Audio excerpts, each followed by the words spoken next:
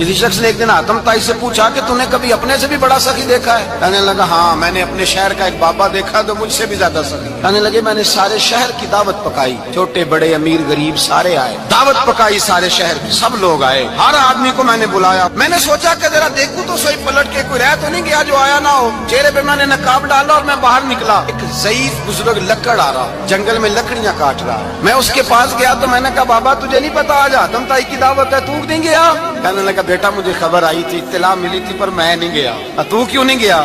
کہنے لگے مجھے ہاتھ کی کمائی کر کے کھانے کا چسکا لگ گیا ہے، مزہ لگ گیا ہے ہاتھ کی کمائی کھانے کا، اب مجھے دوسرے کے دسترخوان پر ذائقہ نصیب۔